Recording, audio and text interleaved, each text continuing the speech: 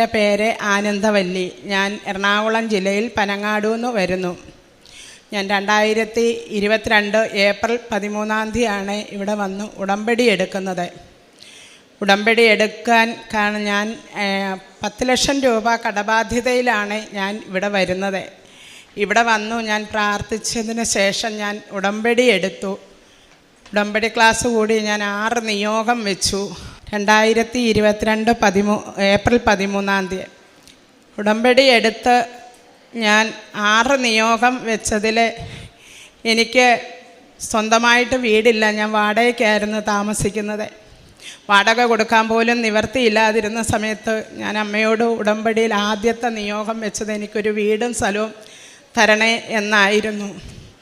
ഞാൻ ഉടമ്പടി വെച്ചു. വീട്ടിൽ ചെന്നു.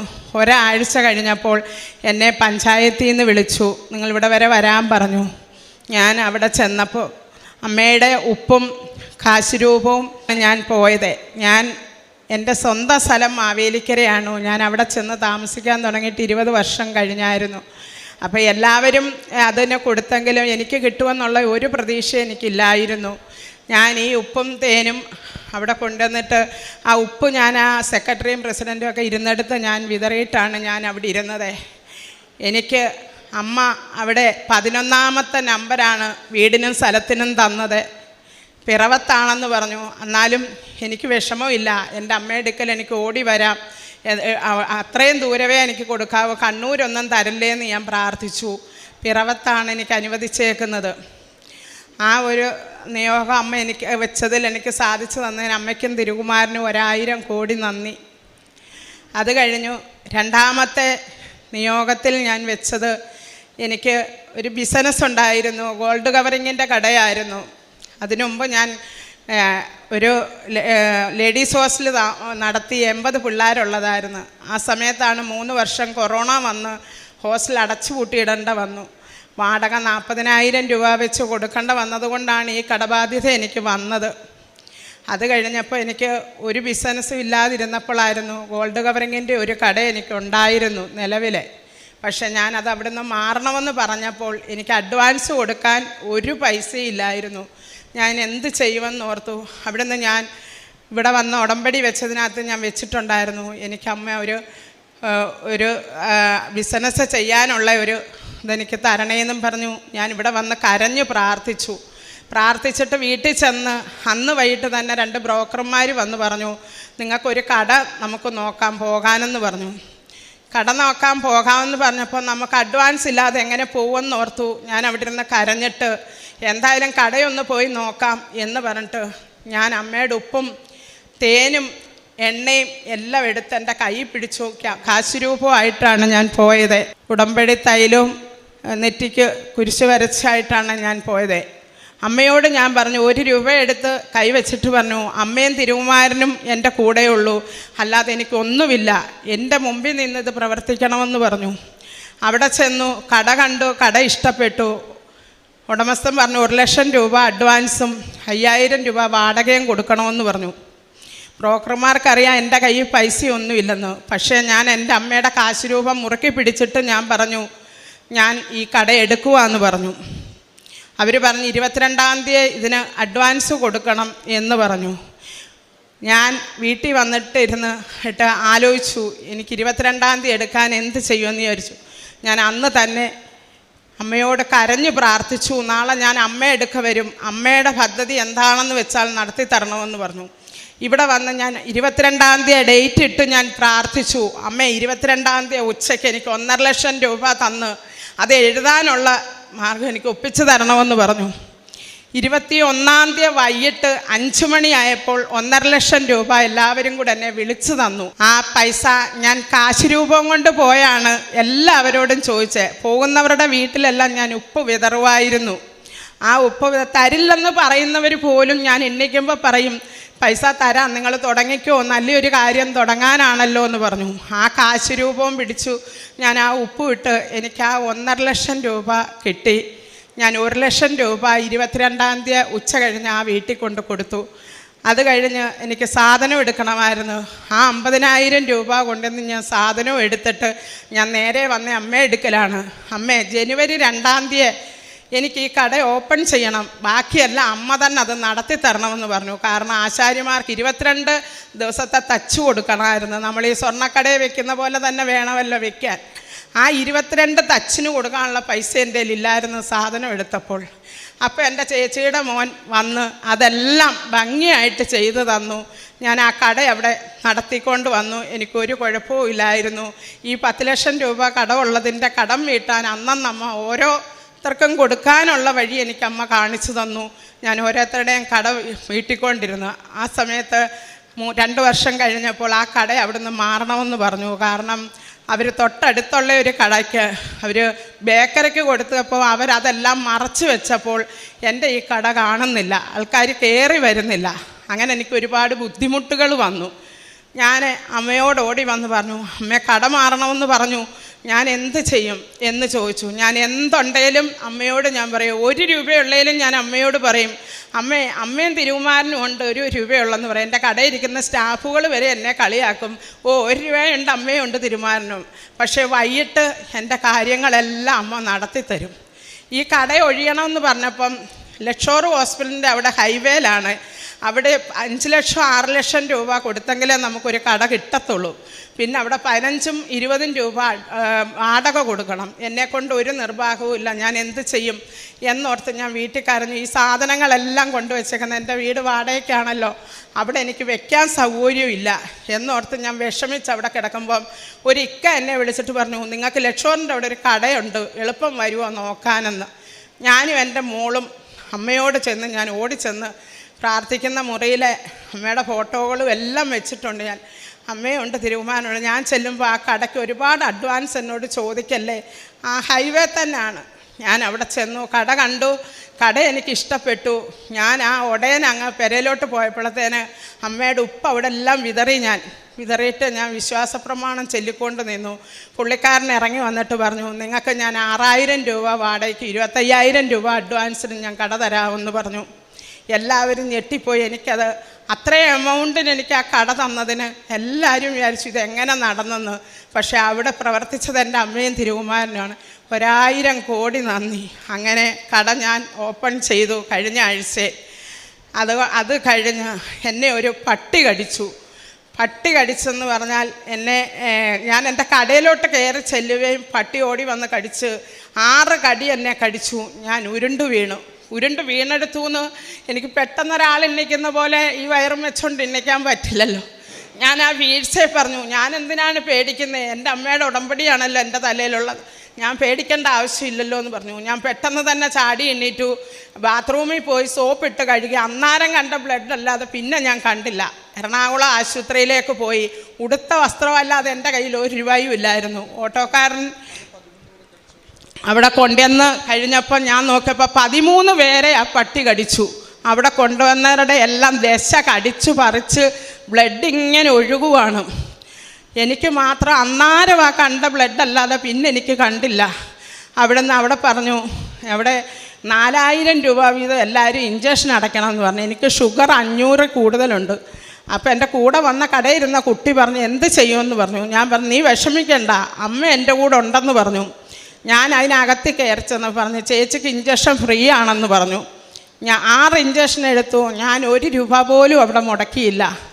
അത് കഴിഞ്ഞ് വന്ന് ഞാൻ അവിടെ ജപമാല റാലി ആയിരുന്നു 28ാമത്തെ. അതിന് പോകണമല്ലോ എന്നോർത്ത് അന്ന് 13ാമത്തെ ഇഞ്ചക്ഷൻ എടുക്കണം. എന്ത് ചെയ്യുമെന്നോർത്ത് തലേന്ന് ഞാൻ ചെന്ന് പറഞ്ഞു, എനിക്ക് നാളെ ജപമാല റാലിക്ക് പോകണം. അപ്പോൾ അവർ ചോദിച്ചു, ഈ ഇഞ്ചക്ഷൻ എടുത്തിട്ട് ചേച്ചി എങ്ങനെ നടക്കുമെന്ന് പറഞ്ഞു. ഞാൻ പറഞ്ഞു, ഞാൻ പോയിരിക്കുമെന്ന് പറഞ്ഞു. അവർ അന്ന് തന്നെ എനിക്ക് ഇഞ്ചക്ഷൻ എടുത്തു. ഞാൻ ഇവിടെ വന്നു അമ്മയെ എടുക്കാൻ ഞാൻ പോയി. നടന്നു പോയിട്ട് എനിക്കൊരു പ്രശ്നവും ഉണ്ടായില്ല. അങ്ങനെ എൻ്റെ അമ്മ ഒരുപാട് ചെറിയ കാര്യങ്ങളും വലിയ അനുഗ്രഹങ്ങളും എനിക്ക് വാരിക്കോരി ചെരിയുന്നുണ്ട്. കടയിലാണേലും രാവിലെ പോകുമ്പോൾ കടക്കാർക്ക് കൊടുക്കണമല്ലോ എന്ന് ഞാൻ വിഷമിച്ചിരിക്കും. 1 രൂപ എടുത്താന്നേലും ഞാൻ പറയും, അമ്മേ ഞാൻ ഇന്ന് പോവാണ്, അമ്മയും തിരുകുമാരനും എനിക്കിത് നടത്തി തരണമെന്ന് പറയും. കടക്കാരാണേലും എന്നോട് പറയും, സമാധാനത്തിൽ തന്നാൽ മതി, വിഷമിക്കണ്ട, നിങ്ങൾ ആദ്യം കയറണ്ട. ഒരാഴ്ചയിൽ 15000 രൂപ ഞാൻ ചിട്ടിക്ക് തന്നെ വെറുക്കണമായിരുന്നു. ഒരാളെ കൊണ്ട് നടക്കില്ല. എൻ്റെ വീട്ടിലൊരാണുങ്ങളില്ല, ഞാൻ മാത്രമാണ് താമസം. ഈ 15,000 രൂപ കൊടുത്തില്ലെങ്കിൽ ചിട്ടിക്കാരും പോവില്ലല്ലോ. ഞാൻ എൻ്റെ പേരിലാണെങ്കിൽ എനിക്കില്ലെന്ന് ഞാൻ പറയാം, പലരുടെ പേരിലായിട്ടെടുത്ത ചിട്ടികളാണ്. എന്നാലും ആ 15,000 രൂപ ഞാൻ സന്ധ്യയ്ക്ക് മുമ്പേ വെച്ച് കഴിയും. പക്ഷേ എൻ്റെ കൂടെ ഉള്ളവർ ചോദിക്കും നിങ്ങൾ എങ്ങനെ വെച്ച്, ഏത് രീതിയിൽ വെച്ചെന്ന്. പക്ഷേ അതെല്ലാം എൻ്റെ അമ്മയും തിരുകുമാരനും എനിക്കത് സാധിച്ചു തരും. ഞാൻ ഒന്ന് കരഞ്ഞാൽ മതി, ഞാൻ പറയും ഒരു കയ്യിൽ അമ്മയും ഒരു കയ്യിൽ തിരുകുമാരനും എൻ്റെ കയ്യിലിരിക്കുന്നത്. ആരുടെയും മുമ്പിൽ ഞാൻ ലജ്ഞിക്കാൻ ഇടവരരുതെന്ന് പറയും. പക്ഷേ ഞാൻ ആരുടെയും മുമ്പിൽ ലജ്ഞിക്കാതെ ഞാനതെല്ലാം കൊടുക്കാൻ അമ്മയാണ്. ആ 15,000 രൂപ ഞാൻ കൊടുത്തോണ്ടിരുന്നെടുത്ത് ഇപ്പം എനിക്ക് ചിട്ടിക്ക്, ഇന്നൊരു ദിവസത്തെ ചിട്ടിക്ക് എനിക്ക് 350 രൂപ മതി. അടുത്ത വ്യാഴാഴ്ച എനിക്ക് 2,000 രൂപ മതി. അങ്ങനെ ആക്കി തന്നു. അതും അടുത്ത ആഴ്ച ഈ 350 രൂപയുടെ ചിട്ടിയും തീരും. അതുപോലെ അമ്മ എനിക്ക് ചെറിയതായാലും വലുതായാലും അമ്മ എനിക്ക് വാരിക്കോരി തരുന്നുണ്ട്. പിന്നെ ഞാൻ ഈ പത്രം കൊടുക്കാൻ ചെല്ലുമ്പോഴും എല്ലാവരും കളിയാക്കും. ഞാൻ എല്ലാ ആഴ്ചയും ഇവിടെ വരും. എത്ര എനിക്ക് ബുദ്ധിമുട്ടാണേലും എനിക്ക് ഈ ഹോം നേഴ്സിൻ്റെ ഉണ്ട്. അപ്പോൾ അവിടെ വരുന്ന സ്റ്റാഫുകളെ എല്ലാം ഞാൻ ബുദ്ധിമുട്ടൊന്നും നോക്കില്ല. അവരുടെ എല്ലാം വണ്ടിക്കൂലി അറിഞ്ഞാന്നേലും എല്ലാം ഞാൻ അവരെ ഇവിടെ കൊണ്ടുവന്ന് ഉടമ്പടി എടുക്കേണ്ടവരെ ഉടമ്പടി എടുപ്പിക്കും, അല്ലാതെ വരുന്നവരെ ഞാൻ കൊണ്ടുവരും. അങ്ങനെ പത്രം കൊടുക്കാൻ ചെല്ലുമ്പം ചുറ്റുവട്ടത്തെല്ലാം മുസ്ലിങ്ങളാണ്. അവരെന്നോട് പറഞ്ഞു കടയെ അങ്ങ് പള്ളിയാക്കിയില്ലേ, കൃപാസനമൊന്നാക്കിയല്ലോ എന്ന് പറഞ്ഞു. ഞാൻ പറഞ്ഞു അങ്ങനെ തന്നെ ആണെന്ന് പറഞ്ഞു. പക്ഷേ അവരെല്ലാം ഇപ്പോൾ ഓരോ അസുഖം വരുമ്പോഴും എൻ്റെ അടുക്ക വന്നിട്ട് ഒന്ന് പ്രാർത്ഥിക്ക്, അമ്മയുടെ ആ ഉടമ്പടി തൈലം ഒന്ന് തരുമോ എന്ന് ചോദിച്ചൊരിക്കൽ എന്നെ ഒരുപാട് കളിയാക്കിയായിരുന്നു. പക്ഷേ ഷുഗർ വന്ന് കാല് പഴുത്തുപോയി. അപ്പോൾ അതും കൊണ്ട് വന്നപ്പോൾ ഞാൻ ഈ ഉടമ്പടി തൈലം എടുത്ത് വിശ്വാസപ്രമാണം ചൊല്ലി ഞാൻ ആ കാലയിൽ ഒഴിച്ചു കൊടുത്തു. പിറ്റേന്ന് ചൂട്ട് കരിയുന്ന പോലെ അങ്ങ് കരിഞ്ഞു. പുള്ളി ആ മുസ്ലിങ്ങളുടെ വീട്ടിലെല്ലാം ചെന്ന് പറഞ്ഞു ഇന്നതുപോലാണ് ആ ചേച്ചി പ്രാർത്ഥിക്കാൻ പോയെന്ന് ഞാൻ കളിയാക്കി. ഇപ്പം അയാളുടെ അളിയനും അളിയന്മാരുടെ ഭാര്യമാരും എല്ലാം എൻ്റെ അടുക്ക വരും, പൈസ തന്നു വിടും. അതിലൊരു കുട്ടി ഇവിടെ വന്ന് ഇവിടെ എന്ത് വേണേലും നടത്താമെന്നും പറഞ്ഞ് ഇവിടെ വന്ന് പുറത്തിരിക്കുന്നവർക്കെല്ലാം ചോറ് മേടിച്ചു കൊടുത്തു. ഇവിടെ അമ്മയ്ക്ക് കാണിക്ക എല്ലാം ഇട്ടിട്ട് പോയി. ആ കുട്ടി എന്നോട് പറഞ്ഞു ചേച്ചി എല്ലാ ആഴ്ചയും കൃപാസനത്തിൽ പോകാൻ ഒരുങ്ങിക്കോ, വണ്ടിക്കൂലി ഞാൻ തന്നോളാന്ന് പറയും. ഒരാഴ്ച ഞാനിവിടെ വരുന്നില്ലെന്ന് പറയുമ്പോൾ ആ കുട്ടി എന്നെ രാവിലെ വിളിക്കും, കൃപാസനത്തിൽ പോയില്ലേന്ന് ചോദിക്കും. എന്നിട്ട് എനിക്ക് 200-300 രൂപ എനിക്ക് ഇട്ട് തരും. അതിനെല്ലാ ആഴ്ചയും വരാൻ പറ്റത്തില്ലല്ലോ, ചേച്ചി പോയിക്കോളാൻ പറയും. എനിക്ക് പറ്റുമ്പോഴെല്ലാം ഓടി വരും, കാരണം എനിക്ക് വലിയ ദൂരമില്ല എറണാകുളത്തു നിന്ന് ഇവിടെ വരാൻ. ഞാൻ കഴിഞ്ഞ ആഴ്ചയാണെങ്കിൽ എനിക്ക് ഉച്ച കഴിഞ്ഞേ വരാൻ പറ്റുള്ളൂ. എന്നാലും ഞാൻ 6:30 കുർബാന കൂടി വെച്ച് ഞാൻ 8:30 ഇവിടെ നിന്ന് പോയെ. അങ്ങനെയെല്ലാം മെനഞ്ഞാന്നും ഞാനിവിടെ വന്നു. ഇന്ന് ഞാൻ വീട്ടിൽ നിന്ന് ഇറങ്ങിയിട്ട് ഞാൻ കരഞ്ഞുകൊണ്ട് പറഞ്ഞു അമ്മേ, ഞാൻ പല പ്രാവശ്യവും ചെന്ന് സാക്ഷ്യം പറയാനെ കൊണ്ട് അപ്പോഴെല്ലാം എനിക്ക് അടുത്ത പ്രാവശ്യം പറഞ്ഞാൽ മതിയെന്നും പറഞ്ഞ് വിട്ടു. ഞാൻ അവിടെ നിന്ന് ഇവിടെ വന്നിട്ട് ഇവിടെ സാക്ഷ്യം പറയാൻ എന്നെ വിളിച്ചു. സംസാരിച്ചപ്പം സിസ്റ്റർ പറഞ്ഞു ചേച്ചിക്ക് സാക്ഷ്യം പറയാൻ പറ്റുന്നില്ല, എങ്ങനെ പറയും ഇങ്ങനെ. അപ്പോൾ എനിക്ക് ഈ ഷുഗറിൻ്റെ കൊണ്ടായിരിക്കും എനിക്ക് പറയാൻ പറ്റുന്നില്ലായിരുന്നു. അപ്പോൾ സിസ്റ്റർ എന്നോട് പറഞ്ഞു ഇപ്പം പറയാൻ പറ്റുമോ ചേച്ചി, അവിടെ ഇരുന്ന് കുറേ നേരം പ്രാർത്ഥിക്കുമെന്ന് പറഞ്ഞു. ഞാൻ അങ്ങനെ പ്രാർത്ഥിച്ചുകൊണ്ടിരുന്നപ്പോൾ എൻ്റെ മനസ്സ് പറയുക അച്ഛനെ ഒന്ന് കാണാൻ പറ്റുമെങ്കിൽ ഒന്ന് കാണാമല്ലോ എന്ന് വിചാരിച്ചു. ഞാൻ ഓടി അവിടെ ചെന്നപ്പോൾ അവർ പറഞ്ഞു ചേച്ചി പ്രൂഫില്ലാതെ കാണാൻ പറ്റില്ലെന്ന് പറഞ്ഞു. ഞാൻ അവിടെ നിന്ന് വിഷമിച്ചു. എന്ത് ചെയ്യുമെന്ന് വിചാരിച്ചപ്പം എൻ്റെ കടയിലെ കുട്ടി എൻ്റെ കടയുടെ ഫോട്ടോ എളുപ്പം എടുത്തിട്ട് തന്നു. ഞാൻ അതിൻ്റെ കോപ്പി എടുത്ത് ഇവിടെ കൊണ്ടുവന്ന് കാണിച്ച് അവരെനിക്ക് എഴുതി തന്നു. അച്ഛനെ കാണാനുള്ള ഭാഗ്യവും എനിക്കുണ്ടായി. സിസ്റ്ററിനോട് ചോദിച്ചു ഇന്ന് പറയുന്നു എന്ന് ചോദിച്ചപ്പോൾ ഞാൻ പറഞ്ഞില്ല, 1 മാസം ഞാനിത് പഠിച്ചിട്ട് വന്ന് ഇവിടെ പറയാം, അല്ലാതെ എനിക്ക് പറ്റില്ലെന്ന് പറഞ്ഞു. അങ്ങനെ ഞാൻ പോകാൻ നേരം ഞാൻ പ്രാർത്ഥിച്ചിട്ട് പോകാമെന്ന് കരുതി. ഇപ്പോൾ അച്ഛൻ എന്നെ വിളിച്ചിട്ട് പറഞ്ഞു ചേച്ചി വന്നിട്ട് എന്നോടൊന്ന് സാക്ഷ്യം സംസാരിക്കാൻ പറ്റും. ഞാൻ അങ്ങനെ പറഞ്ഞപ്പോൾ എന്നോട് പറഞ്ഞു ചേച്ചിക്ക് ഇന്ന് തന്നെ പറയാൻ പറ്റും, പറഞ്ഞിട്ട് പോയാൽ മതി എന്ന് പറഞ്ഞു. അപ്പം ഞാൻ പറഞ്ഞു ഇല്ല, ഞാൻ 1 മാസം കഴിഞ്ഞേ പോകത്തുള്ളെന്ന് പറഞ്ഞു. ഇല്ല, ഇന്ന് സാക്ഷ്യം പറഞ്ഞിട്ടേ ഇവിടുന്ന് വിടത്തുള്ളെന്ന് പറഞ്ഞു. ആ അനുഗ്രഹം എനിക്ക് അമ്മ മാതാവും തിരുകുമാരനും തന്നതിൽ 1000 കോടി നന്ദി. അത് കഴിഞ്ഞ് ഞാൻ അവിടെ എല്ലായിടവും കൊണ്ടുവന്ന് പത്രം വിതരണം ചെയ്യും. എല്ലാ ആഴ്ചയും എനിക്ക് പറ്റുന്നെങ്കിൽ പൊതിച്ചോറ് കെട്ടി ഞാൻ എല്ലായിടവും കൊണ്ട് കൊടുക്കും. 40 അമ്മമാരുള്ള ഒരു ഓടൻ ഹോം ഉണ്ട് പനങ്ങാട്. അവിടെ എനിക്ക് പറ്റുമ്പോഴെല്ലാം ഞാൻ ചോറ് കൊണ്ട് കൊടുക്കും. അരുക്കുറ്റിയിലെ ആശുപത്രിയിലും എറണാകുളത്തെ ആശുപത്രിയിലും പൊതിച്ചോറും കൊണ്ട് പോയി അവരുടെ കൂടെ കുറേ നേരം ഇരുന്ന് സംസാരിച്ചിട്ടേ ഞാൻ വരുത്തുള്ളൂ. അങ്ങനെയൊക്കെ 3:30 ഞാൻ വീട്ടിൽ എഴുന്നേൽക്കണം. ഷുഗറും പ്രഷറും കൊളസ്ട്രോളും എല്ലാം ഉണ്ട്. ഇപ്പം എനിക്ക് 15 കുട്ടികളെ കിട്ടിയേക്കുന്നത് മുസ്ലിങ്ങളാണ് ചോറ് കൊടുക്കുന്നത്. 3:30 എഴുന്നേറ്റ് വേണം ഞാൻ അവർക്ക് കൊടുക്കാൻ. നോയമ്പല്ലേ. ഞാൻ കിടക്കുമ്പോൾ അമ്മയോടും തിരുമാനോടും പറയും, എന്നെ 3:30 ഒന്ന് വിളിച്ചേക്കണേ, എനിക്ക് 5:30 പ്രാർത്ഥിക്കണ്ടേന്ന് പറയും. ആ 3:30 അഥവാ ഉറങ്ങിയാലും എന്നെ വന്ന് തട്ടി ഉണർത്തും, നീ എണ്ണിക്കുന്നില്ലെന്ന് ചോദിച്ചു. ഞാൻ ചാടി എണ്ണീറ്റ് ഓടിപ്പോയി 4 മണിയാകുമ്പോൾ ആ കുട്ടികൾക്കെല്ലാം ഭക്ഷണം എത്തിച്ചു കൊണ്ടുവന്ന് കൊടുക്കും. അതിനും അമ്മയും തിരുമാനും എനിക്ക് ഒരുപാട് അനുഗ്രഹങ്ങൾ വാരിച്ചൊരിയുന്നുണ്ട്. ഞാൻ ഈ ഉടമ്പടി എടുക്കുന്നതിന് മുമ്പ് ആഴ്ചയിൽ എങ്ങനെ പോയാലും ആശുപത്രിയിൽ തന്നെ ആയിരിക്കും. എല്ലാവരും പറയും പ്രഗ്നൻ്റ് ആകുന്ന പെണ്ണുങ്ങൾ തുണി മടക്കി വെച്ചേക്കുന്ന പോലാണ് ആശുപത്രിയിൽ പോകാനിരിക്കുന്നതെന്ന്. ഞാൻ ഒരു ബാസ്ക്കറ്റിനകത്ത് ഈ തുണി മടക്കി വെച്ചിട്ട് ആശുപത്രിയിൽ പോകത്തുള്ളൂ. അവിടെ ചെല്ലുമ്പോൾ ഡോക്ടർ പറയും അവിടെ കിടന്നോളാൻ. പക്ഷേ ഞാൻ ഉടമ്പടി എടുത്തണക്കെ പിന്നെ ഇന്ന് വരെ ഒരാശുപത്രിയിലും ഞാൻ കിടന്നിട്ടില്ല. 2022 ഞാൻ ഉടമ്പടി എടുക്കുന്നത്. ഇപ്പം 25 ഞാൻ ഇതുവരെ 10ാമത്തെ പുതുക്കലായിരുന്നു ഇപ്പോൾ. എനിക്ക് ആ പുതുക്കലിന് വരാനും ഇന്ന് വരെ ഒരു ദിവസവും താമസിച്ചിട്ടില്ല. അമ്മ മാതാവ് എന്നെ ആ പുതുക്കുന്ന സമയത്ത് ഞാനിവിടെ ഓടിയെത്തി. ഞാൻ പുതുക്കിയിട്ടേ പോകത്തുള്ളൂ. ഈ 10 ഉടമ്പടി പുതുക്കിയിട്ടും എനിക്ക് ഒരു വിഷമവും വന്നില്ല. എല്ലാം അമ്മ മാതാവ് നടത്തി തന്നു. എൻ്റെ മോക്ക് വീടും സ്ഥലവും ഇല്ലായിരുന്നു. ഞാൻ അതിനും എഴുതി ഇവിടെ വെച്ചു. അവൾക്ക് 13 സെൻറ്റ് സ്ഥലവും വാങ്ങിച്ചു. വീടിൻ്റെ ഷെയ്ഡ് വാർപ്പും കഴിഞ്ഞു. അതും അമ്മ എനിക്ക് വാരിക്കോരി ചൊരിഞ്ഞു തന്നതാണ്. എല്ലാത്തിനും ഒരു ഹോം നേഴ്സിനെ വിടാൻ എനിക്ക് കിട്ടിയില്ലെങ്കിലും ഞാൻ അമ്മയോട് കരയുമ്പം എവിടെ നിന്നെങ്കിലും എനിക്കൊരു വിളി വരും. അങ്ങനെ ഞാൻ അവരെ വിടും. എനിക്കിപ്പം മുട്ടില്ല. ദൈവം അനുഗ്രഹിച്ച അമ്മയുടെ അനുഗ്രഹം കൊണ്ട് ഞാൻ പറയുവാണ്, നമ്മളാരും ഉടമ്പടി എടുത്തവർ വിഷമിക്കണ്ട. കാരണം നമ്മുടെ തലയുടെ മുകളിൽ അമ്മയും തിരുകുമാരനും ഉണ്ട്. നമ്മളെ എല്ലാവരെയും നടത്തും. എന്താണെന്ന് ചോദിച്ചാൽ ഈ വയറ്റിൽ 10 കിലോ ഉള്ള മുഴയായിരുന്നു. ലക്ഷോറാശുപത്രി 10 ലക്ഷം രൂപ വേണമെന്ന് പറഞ്ഞ് ഞാൻ ഒരു ബസ്സുകാരെന്നെ കണ്ടാൽ പറയും അടുത്ത ബസ്സിന് ചേച്ചി കയറിയാൽ മതി, ഇതിൽ കയറണ്ടെന്ന് പറയും. ഞാൻ അവിടെ നിന്ന് കരഞ്ഞിട്ട് പോരുമായിരുന്നു. അന്ന് ഞാൻ അമ്മ മാതാവിനെയും തിരുകുമാരനെയും വിളിക്കുമായിരുന്നു. ആ 10 കിലോ ഉള്ള മുഴ ഞാൻ എങ്ങനെ പോയി എന്ന് ചോദിച്ചെല്ലാവരും ചോദിച്ചപ്പോൾ ഞാൻ പറഞ്ഞു എൻ്റെ അമ്മയെടുക്കെ പോയി, എൻ്റെ 10 കിലോ മുഴ പോയി. ഞാൻ സ്നാനപ്പെട്ടു. അങ്ങനെയാണ്. ഞാൻ ഹിന്ദുവായിരുന്നു, ഞാൻ സ്നാനപ്പെട്ടു. ഇപ്പം എൻ്റെ വയറ്റിൽ ഒരു മുഴയില്ല, എനിക്ക് വേദനയില്ല, ഒന്നുമില്ല. ഞാൻ എപ്പോൾ എനിക്ക് പള്ളിയിൽ വരാൻ തോന്നുന്നു അപ്പം തന്നെ ഞാൻ ഓടി വരും. അതിനുള്ള അനുഗ്രഹം അമ്മ എനിക്ക് തന്നു. ഇപ്പം എനിക്ക് ഒരു കുഴപ്പവും ഇല്ലാതെ ഞാൻ ഇനിയും ചെന്ന് വേണം ഈ 15 കുട്ടികൾക്ക് ഭക്ഷണം വയ്ക്കാൻ. അതിനും എനിക്ക് നല്ല അനുഗ്രഹം തന്നിട്ടുണ്ട്. ഞാൻ ഇവിടുന്ന് ചെന്നാണേലും വെച്ചു കൊടുക്കും. ആരുടെ ഒരു സഹായവും ഇല്ലാതെ ഞാൻ വെച്ചു കൊടുക്കും. ഇനി എനിക്ക് അമ്മ വാരിക്കോരി ചൊരിയുമെന്ന് എനിക്ക് ഉറച്ച വിശ്വാസമുണ്ട്. നമ്മളെല്ലാം ഉടമ്പടി എടുത്തു കഴിയുമ്പോൾ നമ്മൾ വിശ്വസിക്കണം അമ്മ നമ്മുടെ കൂടെ ഉണ്ട്, അമ്മ നമുക്ക് ചെയ്ത് തരുമെന്നും. ഇത്രയും അനുഗ്രഹം തന്ന അമ്മ മാതാവിനും തിരുകുമാരനും 1000 കോടി നന്ദി. യേശുവേ സ്തോത്ര, യേശുവേ നന്ദി. സങ്കീർത്തനങ്ങൾ 118, 5, 6 തിരുവചനങ്ങൾ. ദുരിതങ്ങളിൽ അകപ്പെട്ടപ്പോൾ ഞാൻ കർത്താവിനെ വിളിച്ചപേക്ഷിച്ചു. എൻ്റെ പ്രാർത്ഥന കേട്ട് അവിടുന്ന് എന്നെ മോചിപ്പിച്ചു. കർത്താവ് എൻ്റെ പക്ഷത്തുണ്ട്, ഞാൻ ഭയപ്പെടുകയില്ല. മനുഷ്യന് എന്നോട് എന്ത് ചെയ്യുവാൻ കഴിയും? എന്നെ സഹായിക്കുവാൻ കർത്താവ് എൻ്റെ പക്ഷത്തുണ്ട്.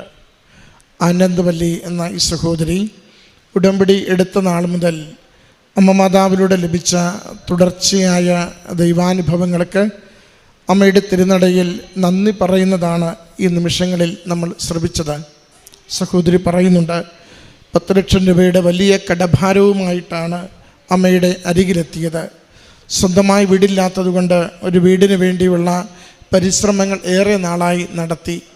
പഞ്ചായത്തിൽ നിന്ന് അത് അഗതികൾക്കുള്ള ഒരു വീട് കിട്ടുന്നതിന് വേണ്ടി അമ്മ പരിശ്രമിച്ചിരുന്നു. അതൊരിക്കൽ പോലും അനുകൂലമായി കിട്ടിയില്ല. കാരണം പറഞ്ഞു, ജീവിച്ചതും ജനിച്ചതുമൊക്കെ മറ്റൊരു ദേശത്താണ്. ഇങ്ങോട്ട് എറണാകുളത്തോട്ട് വന്നിട്ട് 20 വർഷമേ ആയുള്ളൂ.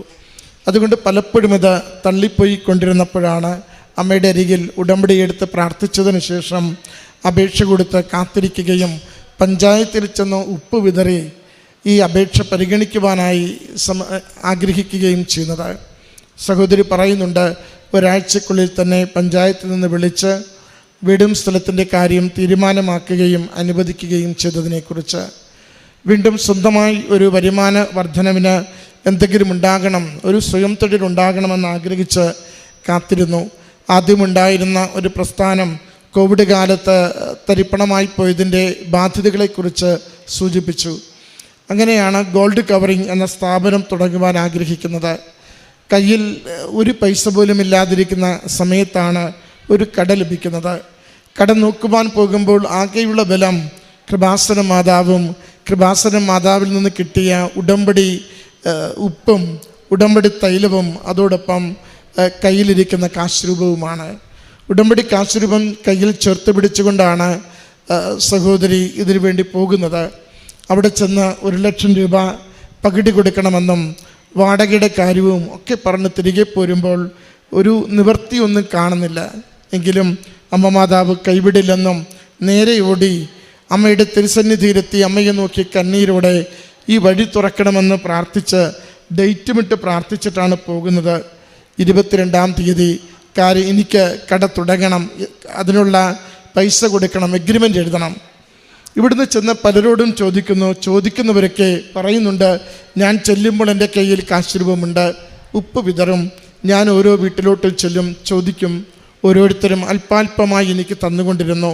ആർക്കും തിരികെ പലിശ വേണ്ട, കയ്യിൽ പണം കിട്ടുമ്പോൾ തിരികെ കൊടുത്താൽ മതി. അങ്ങനെ 1,00,000 വേണ്ടി ഇറങ്ങി 1.5 ലക്ഷം രൂപ കയ്യിൽ കിട്ടി. എഗ്രിമെൻ്റ് എഴുതുവാനായിട്ട് 22-ാം തീയതി തന്നെ അതോടൊപ്പം തന്നെ ആ കടയുടെ സാധനങ്ങളൊക്കെ വാങ്ങി അത് വിനയപ്പെടുത്തുവാനുള്ള വഴികൾ തുറന്നു. ഈ അമ്മയുടെ വിശ്വാസം വളരെ പ്രത്യേകതയുള്ളതാണ്. ഏറ്റവും ചെറിയ കാര്യത്തിന് പോലും വലിയ ശരണത്തോടുകൂടി മാതാവിൽ ആശ്രയിക്കുക. കയ്യിൽ ഒന്നുമില്ലാത്തപ്പോഴും എല്ലാം തരുന്ന സർവശക്തനായ ദൈവമാണ് എൻ്റെ കൂടെയുള്ളതെന്ന ബോധ്യത്തോടും വിശ്വാസത്തോടും കൂടി ജീവിതത്തെ അങ്ങോട്ട് വിട്ടുകൊടുക്കുക. എന്നിട്ട് ആ ഉറച്ച വിശ്വാസത്തിൽ മുന്നോട്ട് പോവുക. സഹോദരി പറയുന്നുണ്ട്, 22 ദിവസം ആ കട ഒന്ന് വിനയപ്പെടുത്തി എടുക്കുവാനായിട്ട് പണിക്കാരുണ്ടായിരുന്നു. കയ്യിൽ പണമൊന്നുമില്ലാത്തപ്പോൾ ഓരോ ദിവസവും അതിന് വേണ്ടത് ഒരു സഹോദരൻ വഴി ലഭിക്കുകയും കടം മുഴുവനും പൂർത്തീകരിക്കുകയും ചെയ്തു. ഇനി കടം വാങ്ങുന്നത് മാത്രമല്ലല്ലോ, തിരികെ കൊടുക്കണ്ടേ. ഓരോ തവണയും കടം ഇങ്ങനെ വീട്ടിക്കൊണ്ടിരിക്കുന്നത്, അത് പല ചിട്ടികളിൽ ചേർന്ന് അതിൻ്റെ പണമടച്ച് കിട്ടുന്നതൊക്കെ അത് കൊടുക്കേണ്ടവർക്ക് കൊടുത്ത് കടം കുറച്ചുകൊണ്ടുവരുവാൻ ഈ നാളുകളിൽ അമ്മ സഹായിച്ചതിനെക്കുറിച്ച് സൂചിപ്പിച്ചു. കടം മാറേണ്ടി വന്നപ്പോൾ അത് വലിയ മനോവിഷമമുണ്ടാക്കിയ പ്രശ്നമായിരുന്നു. പക്ഷെ ഓടുവാൻ മറ്റൊരിടമില്ല. അമ്മയുടെ അരികിൽ വന്ന് വീണ്ടും കണ്ണീരോടെ ഞാൻ വീണ്ടും ഒന്നുമില്ലാത്ത അവസ്ഥയിലേക്ക് മാറുന്നു, കൂട്ടുണ്ടാകണമെന്ന് പറയുമ്പോൾ തിരികെ ചെല്ലുമ്പോൾ വരുന്ന ഫോൺ കോൾ, ലേക്ക് ഷോറിനടുത്ത് ഒരു കടമുറിയുണ്ട്. തിരക്കുമ്പോൾ അറിയുന്നുണ്ട് അവിടെ വാടക അവിടെ പകുതിയായിട്ട് തന്നെ 5-6 ലക്ഷം കൊടുക്കണം. വാടക 15,000 20,000 കൊടുക്കേണ്ടി വരും. ഒരു തരത്തിലും ചിന്തിക്കാനാവാത്ത തുകയാണ് ചേച്ചിക്ക്. എങ്കിലും ചേച്ചി നേരെ അമ്മയുടെ ചിത്രമുള്ള മുറിയിൽ ചെന്നാണ് പ്രാർത്ഥിക്കുക. അമ്മയോടാണ് പറയുക, എൻ്റെ നടത്തുന്നത് അമ്മയാണ്, അതുകൊണ്ട് ഇവിടെയും എന്നെ തോപ്പിക്കരുത്. ഞാൻ അമ്മയുടെ കരം പിടിച്ച് നിൽക്കുന്നു. ഇക്ക വിളിച്ചതനുസരിച്ച് കടതിരയ്ക്ക് പോകുന്നു, കട കാണുന്നു, കട ഇഷ്ടപ്പെടുന്നു. ഓണർ വന്ന് പറയുന്നു 75,000 രൂപ പകിട് മതി, 6,000 രൂപ വാടക മതിയെന്ന. ശരിക്കും സഹോദരിയും കേൾക്കുന്ന ഓരോരുത്തരും അത്ഭുതപ്പെടുന്ന വിധത്തിൽ അമ്മ ഭാരങ്ങൾ ലഘൂകരിക്കുമെന്ന് ജോസഫ് അച്ഛൻ എപ്പോഴും നമുക്ക് പറയും. ഉടമ്പടിയുടെ ഒരു പ്രത്യേകതയാണ് തീയതികളെ ആദരിക്കും. 22-ാം തീയതി എഗ്രിമെൻ്റ് ഇടാൻ ആഗ്രഹിച്ചു. അതേ തീയതിയെ മകളുടെ ഉടമ്പടി ജീവിതം കണ്ട് ആദരിച്ചുകൊണ്ട് അനുവദിച്ചു കൊടുത്തു. വീണ്ടും ഭാരങ്ങൾ ലഘൂകരിക്കും. ഈ ആദ്യം ചെയ്തിരുന്നിടത്തു നിന്നും ഒത്തിരി വികസിച്ച സാധ്യതയുള്ളൊരിടത്തേക്ക് വരുമ്പോൾ കൂടുതൽ ചെലവ് പ്രതീക്ഷിച്ചപ്പോൾ അതിൽ നിന്നും അമ്മ മാതാവ് ഭാരം മുഴുവനും അത്ഭുതകരമായിട്ട് കുറച്ചുകൊണ്ട് സുന്ദരമായിട്ട് പുതിയ ഇടത്ത് ബിസിനസ് തുടരുവാനുള്ള വഴികൾ തുറന്നു കൊടുത്തു. വിശ്വാസ ജീവിതമാണ് പ്രത്യേകത. വിശ്വാസ പ്രമാണം ചൊല്ലുന്നതിന്, പ്രത്യക്ഷീകരണ പ്രാർത്ഥന ചൊല്ലുന്നതിന് ഒന്നും എണ്ണമില്ല. സാക്ഷ്യകൂടാരത്തിൽ എൻ്റെ ചെവിയിൽ ഓരോന്നിൻ്റെയും എണ്ണം പറയും. ഞാനങ്ങനെ ഇരുന്നാൽ ചൊല്ലിത്തുടങ്ങിയാൽ എണ്ണമില്ലാതെ ചൊല്ലും. ജപമാല ചൊല്ലുന്നതിന് എണ്ണമില്ല. നന്മ പ്രവൃത്തി ചെയ്യാൻ പോകുന്നതിന് കണക്കില്ല. എൻ്റെ കയ്യിൽ എന്തുണ്ടോ അത് കൊടുക്കുവാൻ എനിക്ക് സന്തോഷമേ ഉള്ളൂ. കാരണം ഒന്നുമില്ലാത്തപ്പോഴും കൈ നിറയെ വെച്ചു തരുന്നത് കൃപാസന മാതാവ് മാത്രമാണെന്ന്. പ്രിയമുള്ളവരെ, ഇതാണ് ഉടമ്പടി എങ്ങനെ ഈ പൂത്തുലന് നമുക്കൊരു പൂ ചോദിച്ച് പൂമരമായി തീരുന്നത് എങ്ങനെയെന്ന് പറയുന്നതിൻ്റെ സാക്ഷ്യം. ജീവിതത്തിൽ ഒന്നുമില്ലായ്മയിലും മുഴുവൻ പ്രത്യാശയും അമ്മ മാതാവിലേക്ക് കൊടുക്കുമ്പോൾ അമ്മ മാതാവ് എത്ര സുന്ദരമായി ജീവിതത്തെ, അതിൻ്റെ വഴികളെ, രോഗാവസ്ഥകളിൽ അതിൻ്റെ സൗഖ്യത്തെ ഒക്കെ കൊടുക്കുന്നുവെന്ന് സഹോദരി സാക്ഷ്യപ്പെടുത്തുകയാണ്. ആ നായ കടിച്ച വിഷയവും സൂചിപ്പിച്ചു. അത് 6 തവണ കടിച്ചു. പക്ഷേ അപ്പോൾ പൊടിഞ്ഞ ഒരു തുള്ളി രക്തമല്ലാതെ അമ്മ മാതാവേ, അമ്മയല്ലേ എൻ്റെ കൈ എന്നെ നോക്കുന്നത് എന്നൊറ്റ വിളിയിൽ ആശുപത്രിയിൽ ചെന്ന് 10-13 പേരുടെ ദൈന്യാവസ്ഥ കാണുമ്പോഴാണ് താൻ എത്ര കണ്ട് സംരക്ഷിക്കപ്പെട്ടുവെന്ന്. അത് ഇട്ട ഉടുപ്പുമായി ആശുപത്രിയിൽ ചെന്ന വ്യക്തിയോട് ബാക്കി എല്ലാവരും 4000-5000 അടച്ചുകൊണ്ടിരിക്കുമ്പോൾ എന്ത് ചെയ്യും, അമ്മ കാത്തുകൊള്ളുമെന്ന വിശ്വാസത്തിൽ അടുത്തൊരാളോട് പറയുമ്പോൾ പൂർണ്ണമായി സൗജന്യത്തിൽ എല്ലാ ചികിത്സയും ചെയ്തു കിട്ടിയത് സഹോദരി സാക്ഷ്യപ്പെടുത്തുകയാണ്. പ്രിയമുള്ളവരെ, ഉടമ്പടി അത് ഉറപ്പുള്ള ഒരു കരുതലിൻ്റെ ജീവിതമാണ്. ഉടമ്പടിയിലാണോ അമ്മ കരുതിക്കൊണ്ടിരിക്കും. നമുക്ക് ഒന്നുമില്ലായ്മയിലും നമുക്ക് കരം പിടിച്ചുകൊണ്ട് സമ്പന്നത കൊണ്ട്, കൃപയുടെ സമ്പന്നത കൊണ്ട്, സ്നേഹത്തിൻ്റെ സമ്പന്നത കൊണ്ട്, കരുതലിൻ്റെ സമ്പന്നത കൊണ്ട് അമ്മ നമ്മളെ നയിച്ചു കൊണ്ടിരിക്കും. അതിൻ്റെ സാക്ഷ്യമാണ് ഈ സഹോദരി പങ്കുവെച്ചത്. ശരിക്കും 4 മണിയായപ്പോൾ വീട്ടിൽ പോയതാണ്. ഞാൻ പറഞ്ഞതാണ് ഇന്ന് വീട്ടിൽ വിടത്തില്ല, സാക്ഷ്യം പറഞ്ഞിട്ട് പോയാൽ മതിയെന്ന്. കാരണം സാക്ഷ്യത്തിൻ്റെ അകത്ത് പറയുന്ന വാക്കുകളിൽ വളരെ കാമ്പുള്ള കാര്യങ്ങളുണ്ട്. പിന്നെ പറയാനുള്ള പേടിയല്ലേ, അത് മാറ്റിത്തരുന്നത് അമ്മ മാതാവാണ്. നമ്മൾ കേട്ടു ഏതാണ്ട് 20 മിനിറ്റിലധികം സുന്ദരമായി മാതാവിൻ്റെ കൃപ കൊണ്ട് നന്നായി സംസാരിക്കുന്നത്. അത്രയേ ഉള്ളൂ. ഓരോ സാക്ഷ്യവും നമ്മുടെ കഴിവ് കൊണ്ടല്ല. അമ്മയിൽ ആശ്രയിച്ച് നിങ്ങൾ അധരം തുറക്കൂ, അമ്മ നിങ്ങളുടെ അധരങ്ങൾക്കുള്ളിൽ വാക്കുകൾ നൽകും. ദൈവനാമം മഹത്വപ്പെടട്ടെ. ഈ സാക്ഷ്യത്തിന് കരങ്ങരടിച്ച് അമ്മ മാതാവിന് തിരുക്കുമാരനും നന്ദി പറയാം.